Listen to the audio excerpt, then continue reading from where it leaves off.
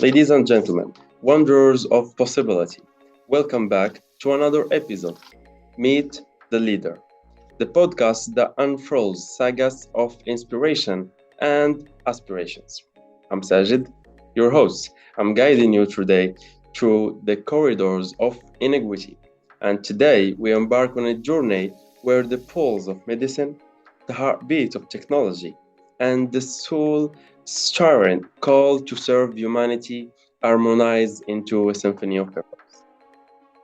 Picture this, a journey that transcends the sterile boundaries of laboratories and enters the vibrant tapestry of human connection. Today, we dive into future skills, medicine, tech, and servant humanity.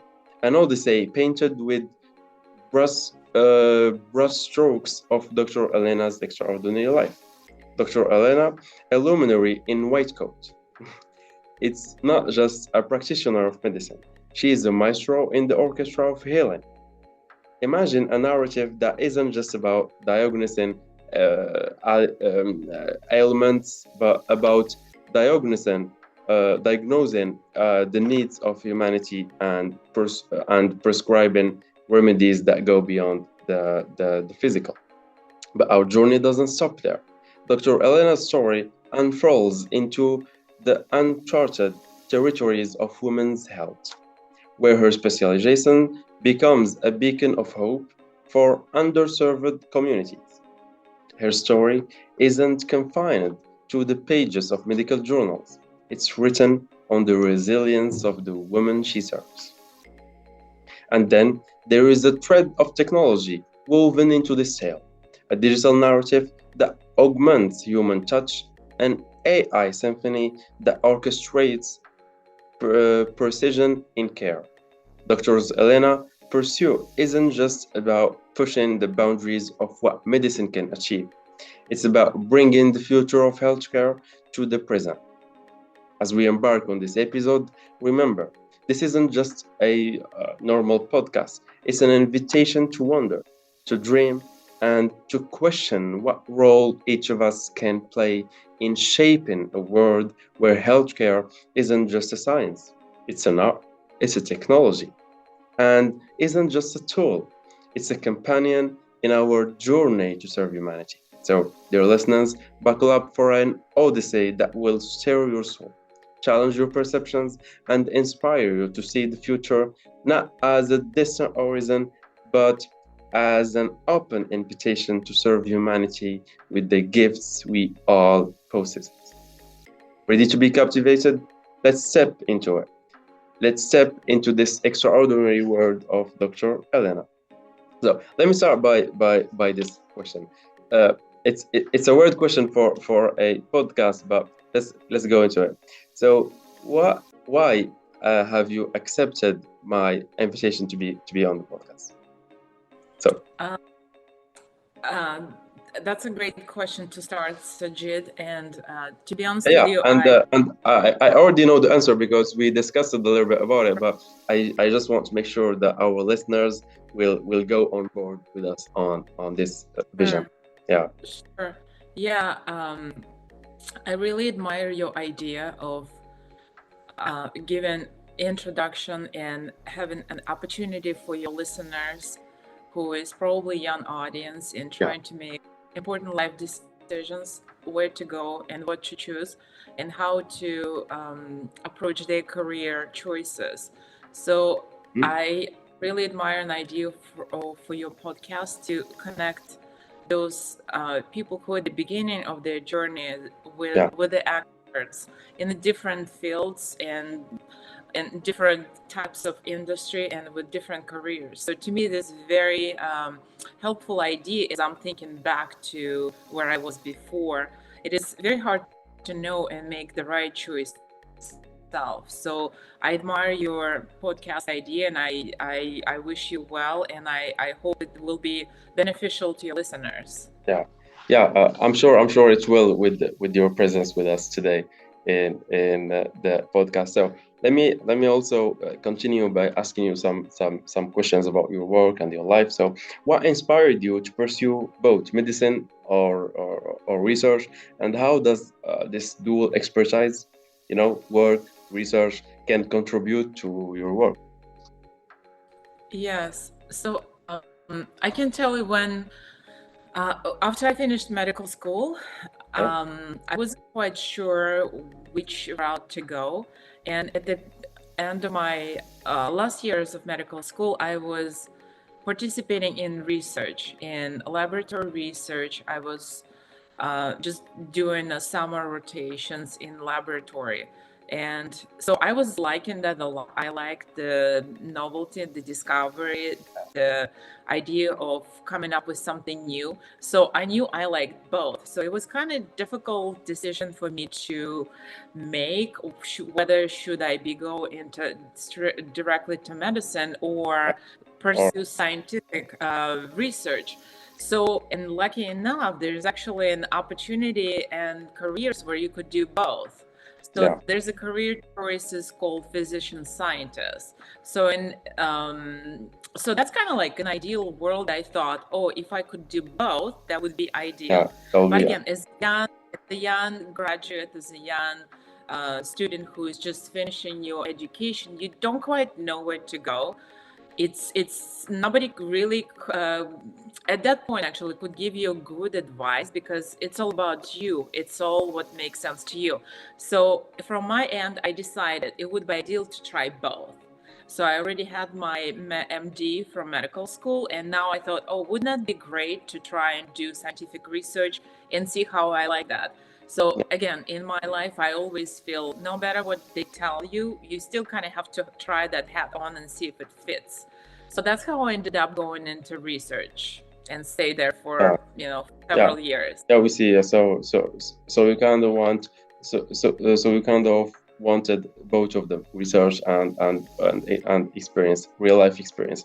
So that's amazing. But there is a thing behind all of what you just said. So that's like there is something that motivated you at first place in the first place to specialize in your area, and that and your specialty can have both challenges and opportunities. So yeah, let's talk about this a little bit. So you wanted to talk why I decided to go into Yeah, women's why you health. decided, and what are the key challenges and opportunities in this field or in this Yeah. area? Yeah. So since I was little, I always kind of felt that girls and women and kind of, slightly underrepresented.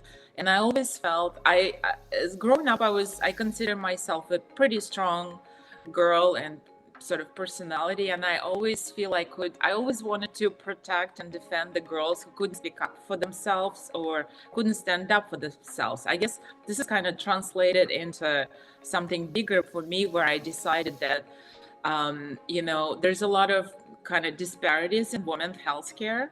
And Mhm. just, oftentimes we hear and how we talk, oh, women underrepresented, they're undertreated for various reasons, and often, hard to explain. But I thought wouldn't it be great for me to have a mission to contribute to that and bring the women, give them the power and give them the opportunities that they deserve in the first place. So yeah, that kind of ties to my Yeah. upbringing. Yeah, it's exciting. And yeah, let's talk about our podcast named Future Skill. So let's talk about a little bit about the future, and let's dive into the impact of AI in the medicine field, and also how Quest Diagnostics is leveraging AI, and what does the future look like concerning the integration of AI in healthcare practices. So what is look like? Yeah, so it's a great time right now, and it is a great opportunity for younger people who are considering careers to consider digital and AI implementation, because we all understand AI is coming. It's all going to be in the future.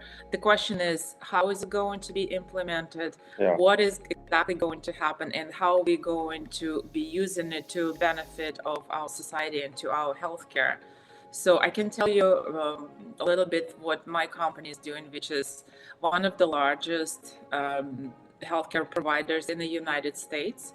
And so we understand clearly that digital implementation and AI is going to be the future of healthcare, because for many reasons we can talk about that more. But I'm very excited, and I'm grateful that my company is taking steps and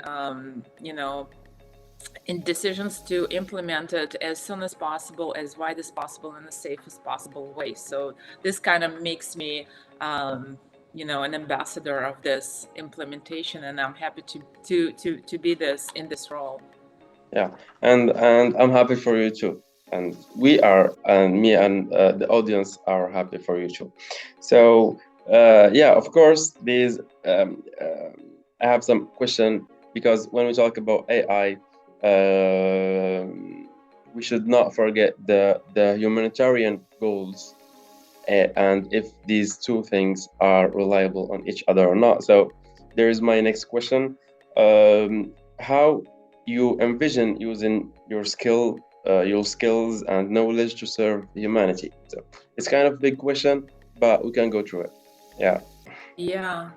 Yeah, sure. It is a very big question, and sort of at this point, again, it wasn't as clear as I started, but now I understand that my mission and is my role in this life to improve health of people and do the best I can.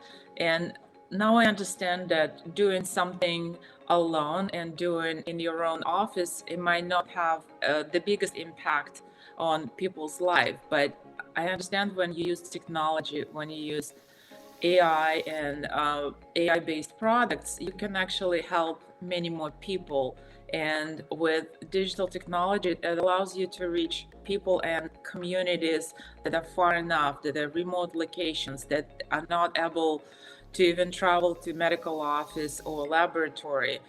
But this new technologies allows us to provide care and give an opportunity for health future for everyone, to everyone wherever they are. So, speaking of humanitarian goals and how you envision using your skills and knowledge to serve humanity, I wonder if there is some specific examples you can give us in order to strengthen this question with some data, with some specific examples you can give us. When we make our decisions, is obviously best to operate with numbers and data. And Yeah. I can give you some example what I think is going to be important in the future, for the next several decades. So in healthcare in particular, there's always going to be a need for better diagnostic tools. I can tell you that World Health Organization is estimating number of new cancer diagnosis is going to go up. Number of death is caused by cancer is going to be going up. And for example, the prediction for 2023 to have 1.9 to 2 million of new cancer cases. That's 2 million of new cancer cases to be diagnosed. That's a big That's a lot of Yeah. that's a lot of cases to, it's a lot of new patients. And number of death projected in 2023 to be around 600,000. So it just kind of give you an idea that to take care of all those patients, we will need to have great tools for diagnosing, number one, and we will need to have tools to help those patients to match the best therapy, the best so-called precision therapy options. And again, it means there's a need for diagnostic tools and testings, for example, molecular markers, and different kind of modalities to help those patients match the newly available therapies.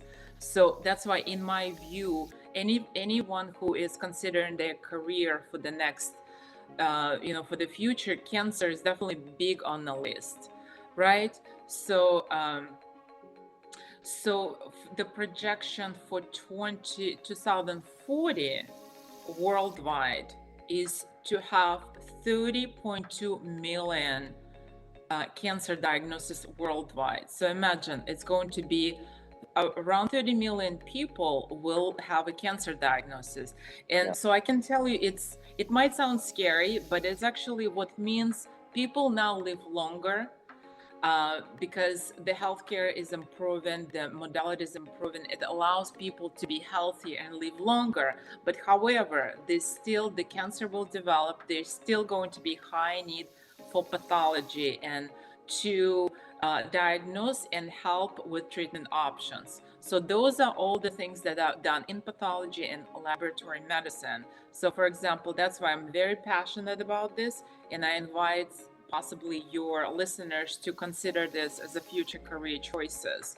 Again, so the exciting part that even the numbers are growing and is not going to go down.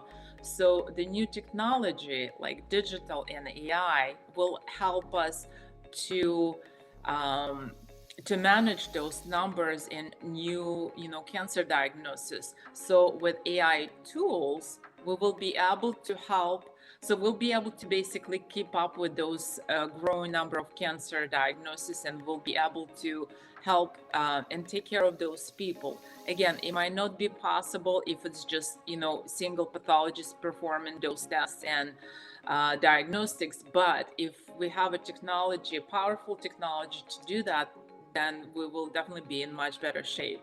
So again, so that's why I see one of the very important and beneficial tools that AI is serving us is a quantitative analysis. It's not just digital technology that allows us to transfer image from one place to another, which is a major advancement on its own, but the AI is allow us to quantify and have actually produce the data, actionable data that can be used for in healthcare and use it as a precision medicine to help those patients to be cured to the best with the best treatment options that we have right now. So that's why I think it's very important, and it might not be possible to keep all those new diagnoses under control without appropriate development of technologies.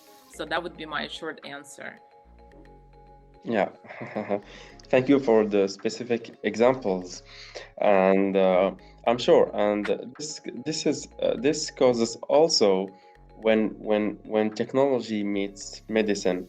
So there is a balance between these two um, domains, and then how can the next generation navigate multidisciplinary roles, and yeah, specifically how we can do that.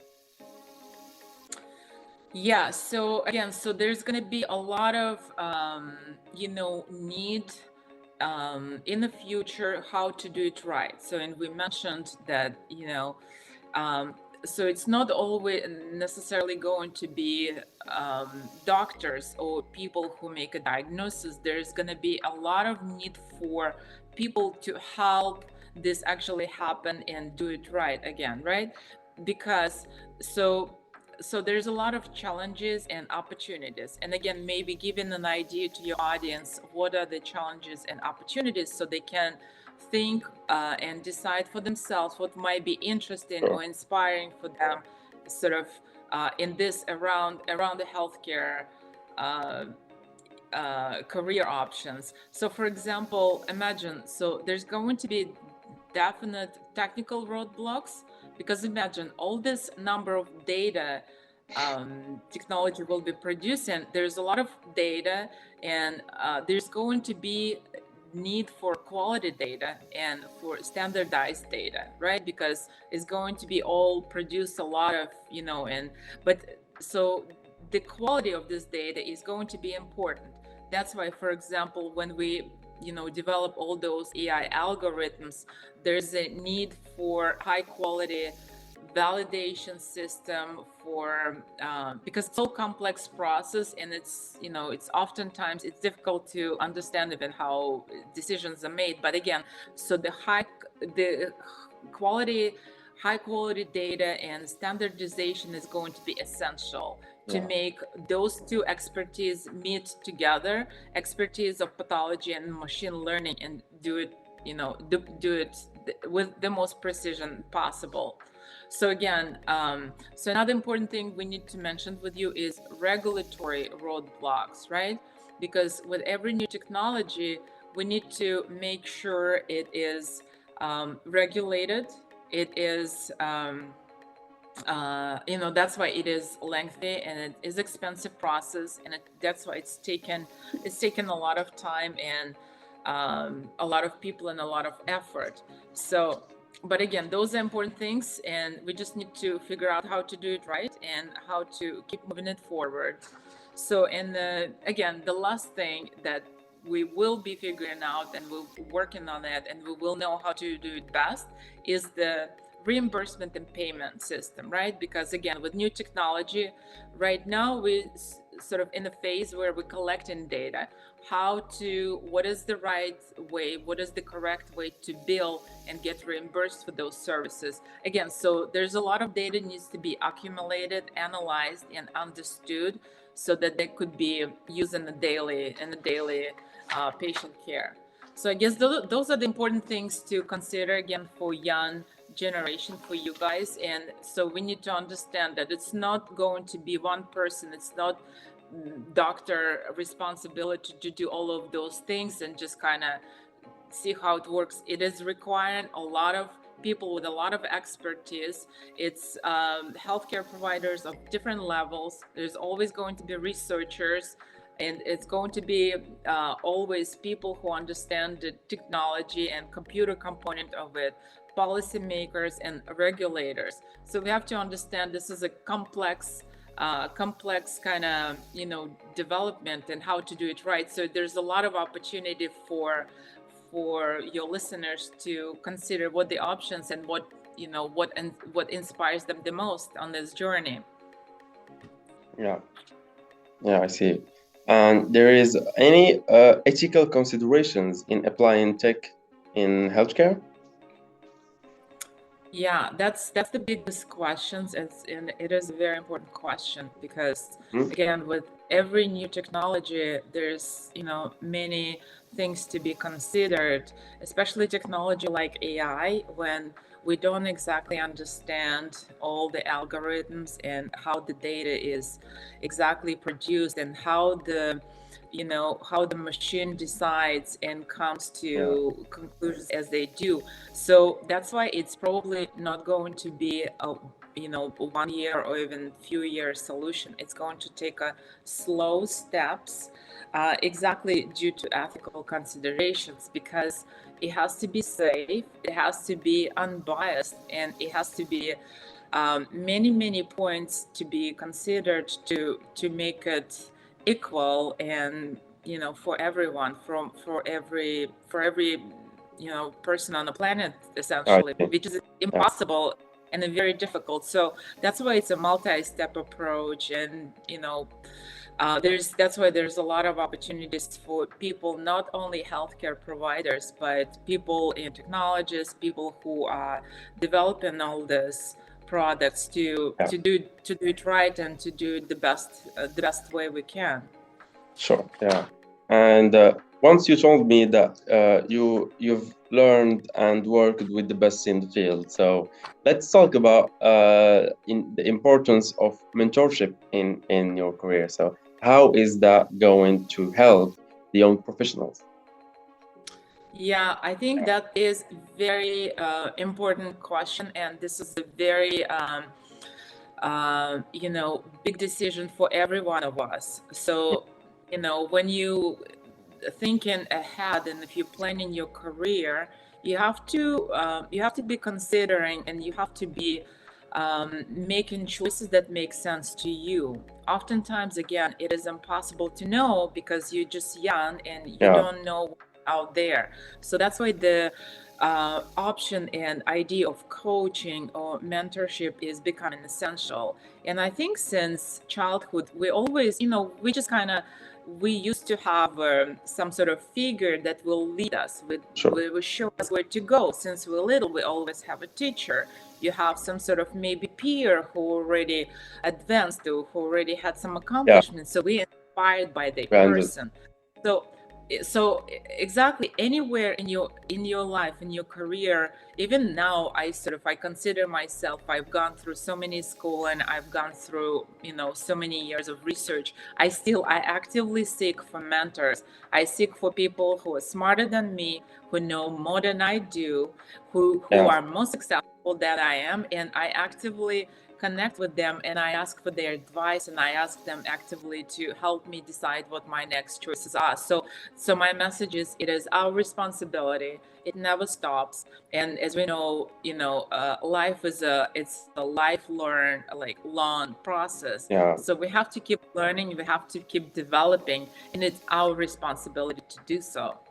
Yeah, sure. So I agree with you, and I think also what you're trying to say is that mentorship can help us build some little blocks in order to have some vision of the future, in order to create a better future for us, especially in our career paths. So I think that's what you're trying to say.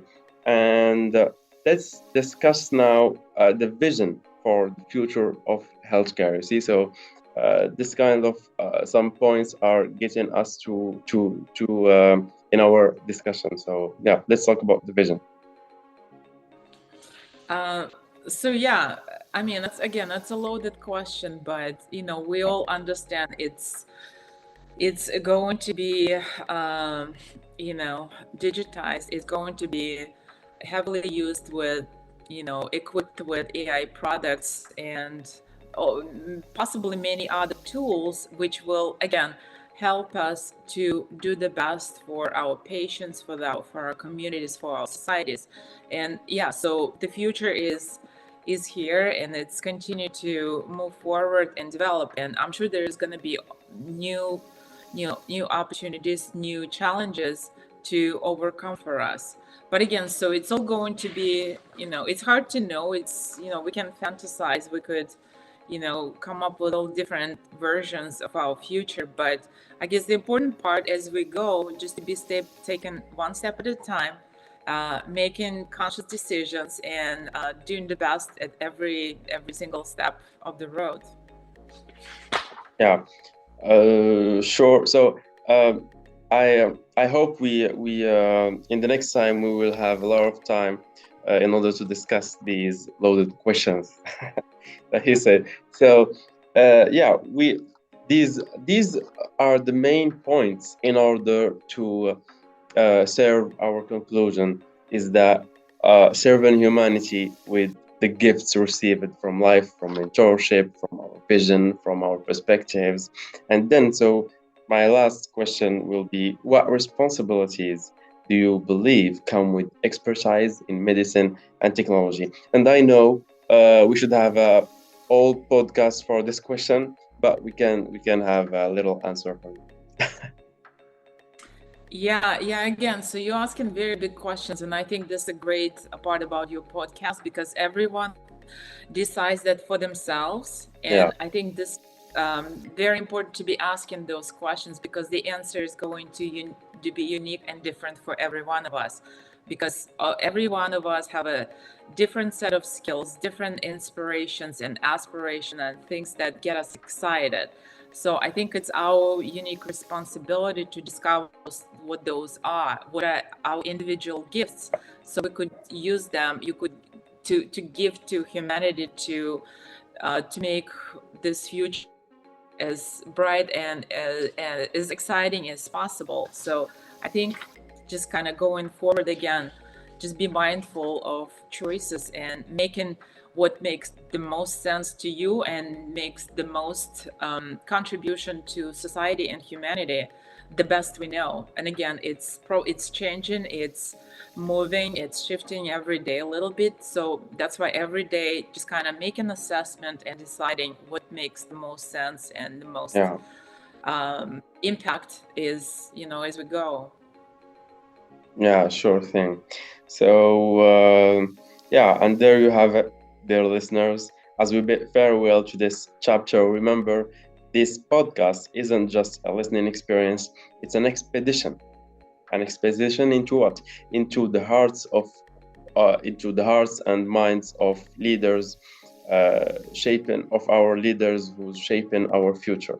Dr. Elena's story is a testament to the power of blending expertise, embracing technology, and above all, answering the profound call to serve humanity. And before we part ways, I invite you to carry the spirit of this episode with you, to ponder on the future skills we'll need, not just in medicine and technology, but in the art of compassion and service. What gift do you hold, and how will you use them to contribute to a world that Dr. Elena envisions? Of course, join us on the next leg of our journey as we unreveal more tales of inspiration, innovation, and leadership. Subscribe and share, and stay tuned for the adventures that lie ahead on Meet the Leader. Until next time, keep dreaming, keep questioning, and keep inspiring.